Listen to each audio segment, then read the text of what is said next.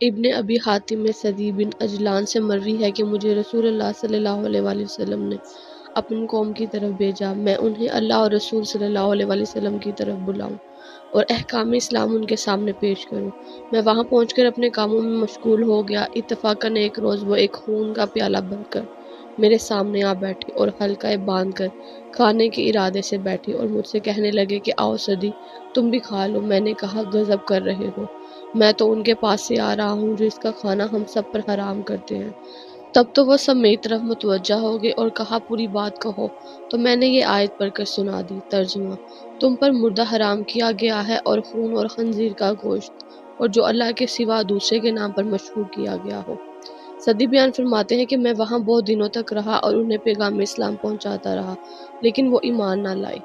ایک دن جب کہ میں سخت پیاسا ہوا اور پانی بالکل نہ ملا تو میں نے ان سے پانی مانگا اور کہا کہ پیاس کے مارے میرا برا حال ہے، تھوڑا سا پانی پلا دو۔ لیکن کسی نے مجھے پانی نہ دیا بلکہ کہا کہ ہم تو تجھے یوں ہی پیاسا تڑپا تڑپا کر ماریں گے۔ میں غمناک ہو کر دھوپ میں تپتے ہوئے انگاروں جیسے سنگریزوں پر اپنا کمبل منہ پر ڈال کر سخت گرمی کی حالت میں گر پڑا۔ اتفاقاً میری آنکھ لگ گئی تو خواب میں دیکھتا ہوں کہ ایک شخص بہترین جام لیے ہوئے اور اس میں بہترین خوش ذائقہ مزیدار پینے کی چیز لیے ہوئے میرے پاس آیا اور جام میرے ہاتھ میں دے دیا۔ میں نے خوب پیٹ بھر کر اس میں سے پیا۔ وہیں آنکھ کھل گئی تو اللہ تعالیٰ کی قسم مجھے متعلق پیاس نہ تھی، بلکہ اس کے بعد سے لے کر آج تک مجھے کبھی پیاس کی تکلیف نہیں ہوئی، بلکہ یوں کہنا چاہیے کہ پیاس ہی نہیں لگی۔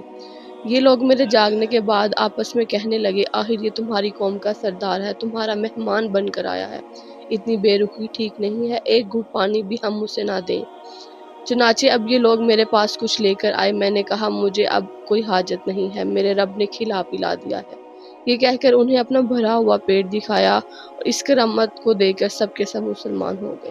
اگر آپ کو میری ویڈیوز پسند آتی ہیں اور مزید اس طرح کی ویڈیو دیکھنا چاہتے ہیں تو میرے چینل کو سبسکرائب کریں اور میری ویڈیوز کو لائک اور شیئر کریں۔